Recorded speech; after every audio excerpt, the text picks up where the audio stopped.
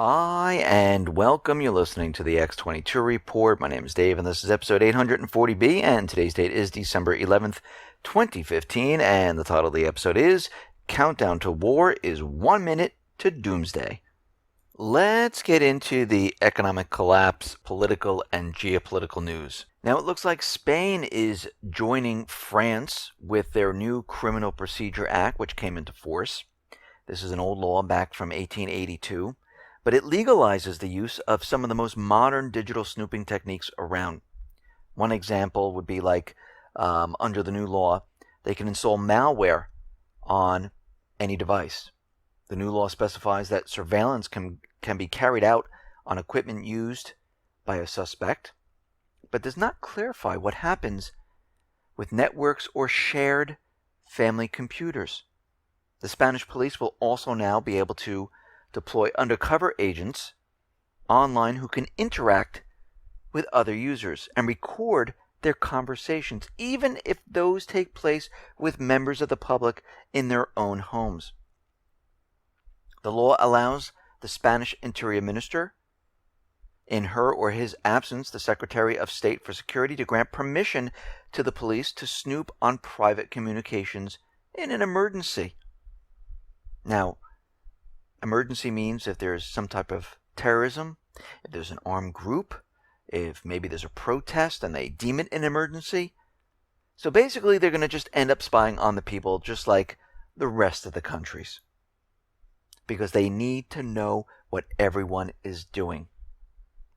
This is what happens when a system falls apart and collapses. They need to take the weapons away. They need to control the flow of information. They have the control of the creation of money, and they need to control the population. Now, out in Ukraine, things are really heating up now. Activists are basically protesting. They're demanding Ukrainian cabinet's resignations. And we had an incident in parliament in Ukraine where basically one of the opposition members walked up to Yatsenyuk. He was carrying roses, picked him up, and pulled him from the podium.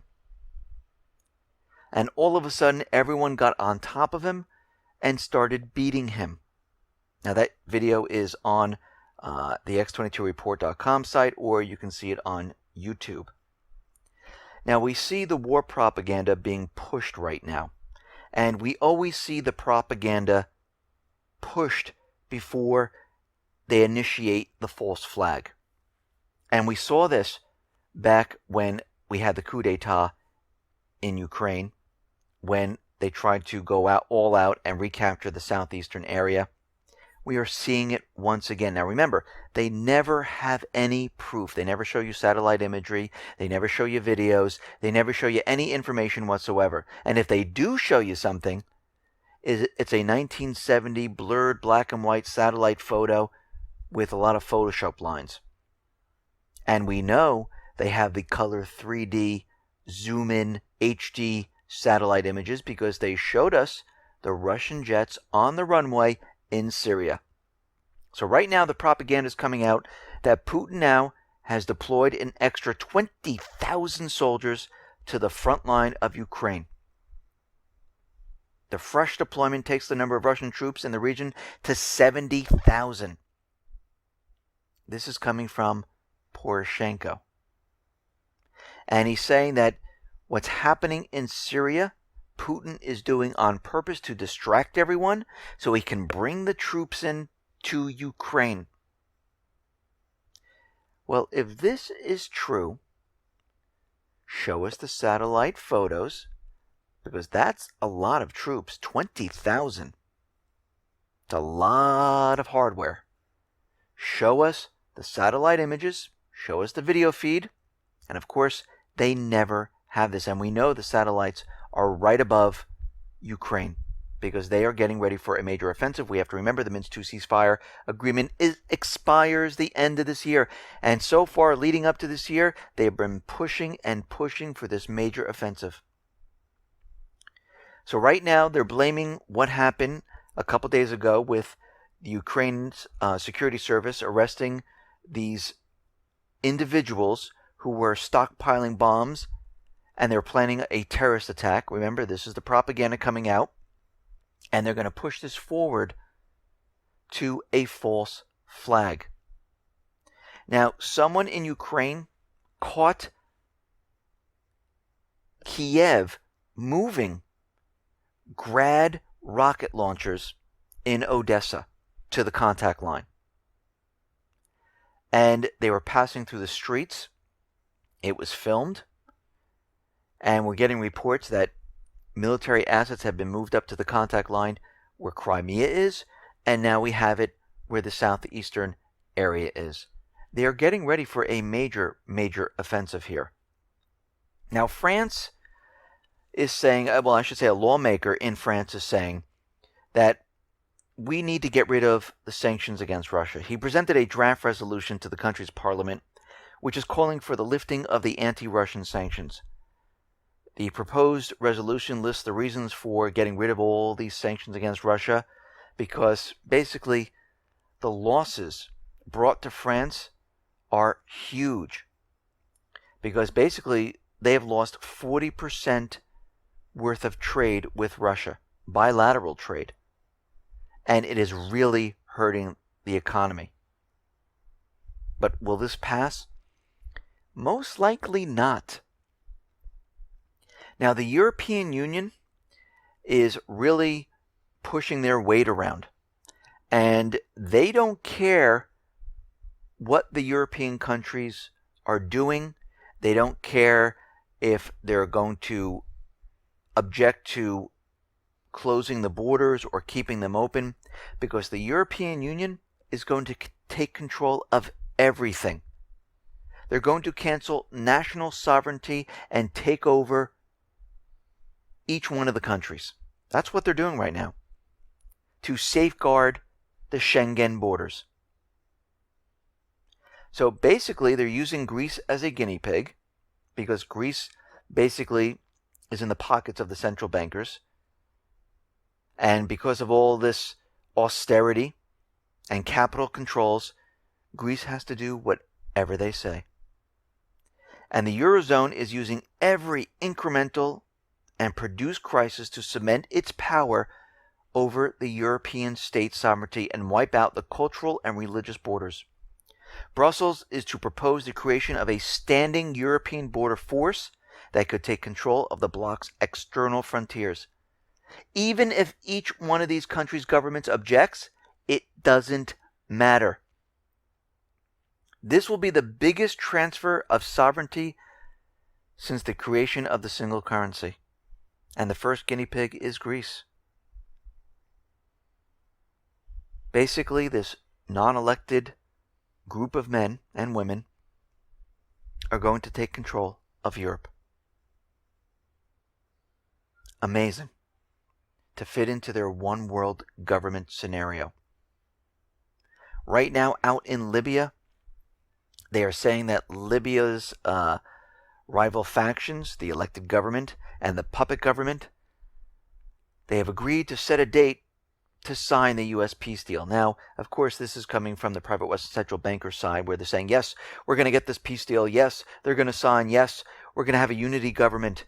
Basically, the elected government is going to give up all their powers and we're going to take it all. We're going to have to wait and see, because we've seen this many, many times before. But what's very interesting about all of this is we know, and I reported on this a couple of reports ago, where France was flying planes over Libya. They were reconnaissance missions.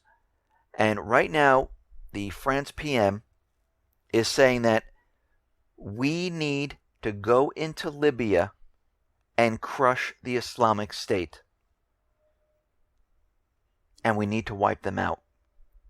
So they have already done the reconnaissance. They already know where the factions are. They already know where they need to hit.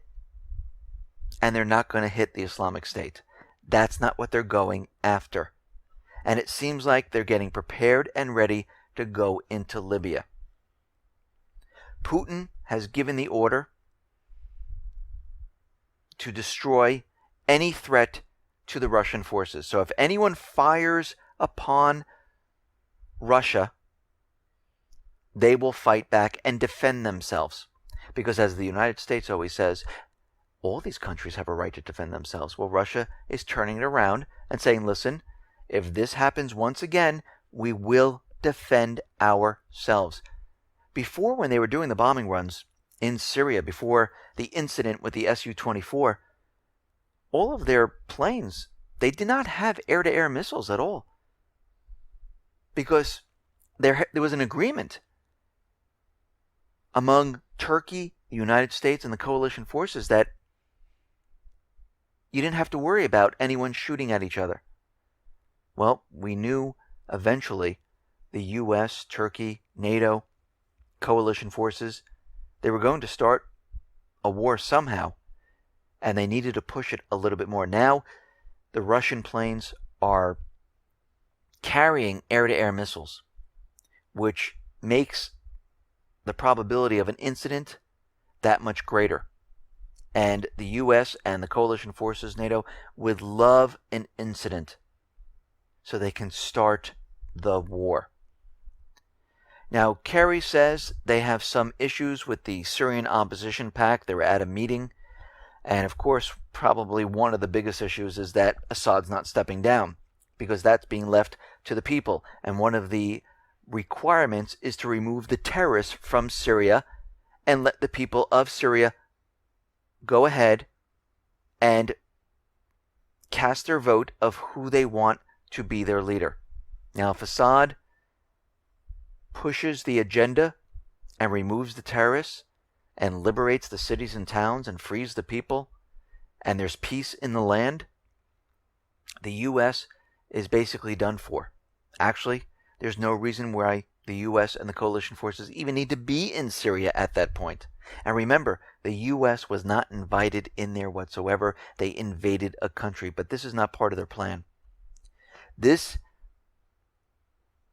plan they have with talking to Russia, talking to Syria, talking to the terrorist groups is a delay tactic. They're building up the forces. They have no choice at this point but to start an all-out war, and this is what they're doing. Now, the 4th Division of the Syrian Army, they are getting a boost with the Russian T-90, and they're bringing them in, and their function is to help the Syrian Arab Army advance in the southern provinces in Aleppo and move across Syria from the west to the east. And we understand the Islamic State, the Free Syrian Army, all the terrorist groups, because they got them from the U.S., have the TOW missiles and these new T-90 MS. They have outstanding capability to destroy incoming TOW missiles. The great advantage of them is their reactive armor and defense systems. It comes with a reactive armor blocks and systems such as the Arena 3 that detects, intercepts, and detonates missiles at a distance of 2 to 3 meters from the target. This is the perfect weapon that they need to go after the terrorists, and this is what they are getting. The U.S. government right now is finally admitting that Turkey allows the Islamic State to transport stolen oil across the border. U.S. Treasury Department official Adam Zubin admitted that, yes, we know about this, and this is what they're doing. But, he says, he's claiming that the majority of the oil is actually going to Assad. He's buying it up. Now, does this really make any sense? Let's see. Assad's been fighting these terrorist groups for years. He's really going to go to the terrorist group and purchase the oil. Does that make any sense whatsoever? If that was true, where Assad was purchasing oil, the United States would have bombed these convoys long ago if this was their side of the story. If the Islamic State wasn't part of the United States proxy army or the entire proxy army. If this was a true terrorist organization, the United States would have come in and bombed the convoy, just like Russia's doing right now. Because the Islamic State is stealing the oil and shipping it off to Turkey. So we know the goal of the U.S. was to go after Assad. Would they allow Assad to buy that oil? No, they wouldn't have done it.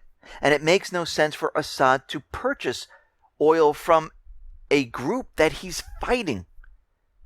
It makes no sense because it's his oil. He didn't have to pay for it in the beginning, first of all, because it's in his country. So this whole thing is completely fake, phony, and false. And when asked for the evidence, lo and behold, the United States had no evidence. No satellite information, no documentation. They had absolutely nothing. So right now, we understand at this point that the United States government central bankers are building up forces. They're preparing them, training them, getting ready to go into Syria. They're using propaganda, and we're seeing this happen in Ukraine. Now, this could start towards the end of this year or the beginning of next year, but what we see right now, we are ticking down to a major war. The Pentagon right now is saying because of the Islamic State, we need more bases overseas. They'd like to put bases, permanent bases, around Africa. And they wanted to do this back in when we had 9/11. Saying that we're going to build bigger permanent bases in all different countries, spanning from Spain to Afghanistan. Because they know a war is coming. They know a world war is coming, and they're getting prepared. Now, right now, we know that these false flag events have many different agendas. One of them is to get the authorization for war passed. And there's a couple of them in Congress. And the most backed bill will authorize a 3-year war. I mean, I know they put a time limit on it, but you can't really put a time limit on a war, which makes no sense. But the most backed bill is the Kane-Flake bill in the Senate, which will repeal the previous Iraq war authorization and reauthorize a 3-year conflict to go after the Islamic State and any other terrorist group. And of course, what they really means is they're going to be going after Russia. We have Senator Lindsey Graham. He has a authorization for war bill, but his is a little different. His is open-ended, with no geographical limits, no timetables, no prohibitions, and the government can use any force they want. Makes no difference. And guess what? There's no expiration date or anything like that. So they're definitely getting ready, prepared. They want to see which one can get the most traction. And we're going to see another event to really push this through. Because if you notice, right after that event, guess what happened? They started looking at the authorization for bill. It's been pending there for quite a while. We know there's a couple of them. So now they need another one, another event, false flag event, to push these through. This is what they're planning on right now. Because they need to convince everyone that we need to go after the Islamic State. Now, something very strange. We know the San Bernardino, this whole thing was a complete false flag. There are witnesses out there, not more than one now, saying that, yes, it was 3 white, tall men dressed up in fatigues. Their faces were covered except where their eyes were. You can tell they were white. They were trained. They were shooting in 3-round bursts. And the Department of Homeland Security, one of the people inside of there, was looking into the terrorists, into the group, and they basically told him to stop. Phil Haney, a U.S. Customs and Border Patrol analyst. They said, stop what you're doing, and they deleted all his intelligence that he was trying to gather. Basically, he was coming up most likely with not much. Maybe he was finding out other things he wasn't supposed to be finding out. And they came in and they completely deleted everything. He even says he was subjected to disciplinary actions when he attempted to blow the whistle on this. So there is a cover-up, and this tells me that they are planning, when I say they, it's the United States government, central bankers, and the alphabet agencies, CIA, FBI, all of them, planning another false flag, and he might have been getting too deep into something he shouldn't have been getting into. And that's why everything was completely deleted. Now, Obama is making a move to basically issue a executive order which will bypass Congress completely with no Congress oversight to strengthen background checks. And it looks like he's going to link this to the no-fly list, where the government can choose who and who is not on it. And of course, basically you don't know how you get on it. You're not charged with a crime. You're not tried in front of a jury of your peers. The government just decides what they want to do. That's dictatorship. So a Texas police chief is warning, because he's warning what Obama is doing right now is very, very dangerous. And he's urging citizens to arm themselves for the approaching revolution. Randy Kennedy, the chief of the Hughes Springs Police Department in Texas, is the latest in a string of police chiefs across the nation urging citizens to arm themselves following the mass shooting of San Bernardino. Now, Kennedy is warning that Obama, and as we know, he's trying to take the weapons away from the people, saying that this will cause some type of revolution among the American people, adding that the Second Amendment is there to protect us against a government that has overreached its power. And this is what the British government tried to do to the Founding Fathers. They came in and they tried to take their weapons away, and this is what's really started the revolution. And he said, "You are not our monarch or our ruler, sir. You are our servant." And if you look at the definition of the executive branch, the definition is the branch of federal and state government that is broadly responsible for implementing, supporting, and enforcing the laws made by the legislative branch and interpreted by the judicial branch. So it's not a role where the president comes out and says, you must do this because I say so. He is like a secretary, and he's just enforcing what we the people want. But he's a little mixed up today. And actually, every president is a little mixed up. So Kennedy is calling everyone to arms and saying that we should prepare for what is coming.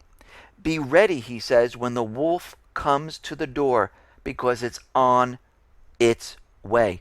And Kennedy is not the first to warn his citizens. Law enforcement officials in Arizona, Florida, and New York also have recently prompted citizens to arm themselves.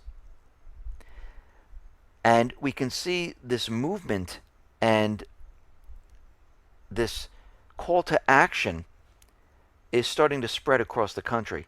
Now, I'm not telling people to go out there and take their weapons and start shooting up government people. No. We have weapons, so governments cannot push us around. We have weapons to stop a government that's trying to control the people. We have weapons to defend ourselves. And what the government is looking for is they're looking for a reason to come down hard on the people. And they would love for any of these people to come out shooting, because this is when you'll see the power of DHS, the power of the federal government come down on the people. Right now, DHS, they're just dormant. They're waiting to be switched on. And they've been training the people in DHS for this, and the police around the country. Because you have to remember, they've given them weapons, they're giving them armor, and they report to the federal government. And we can see in Texas that there's going to be a gun rights movement. They're going to basically have a theatrical presentation of a mass shooting. People are going to be there with open carry, and this could be an area where something goes south. But we should all stand fast We should do everything peacefully, but we should always defend ourselves because we have the right to defend ourselves. Listen, everyone, thanks a lot for listening. Be well, be safe, and especially be prepared. Thanks a lot.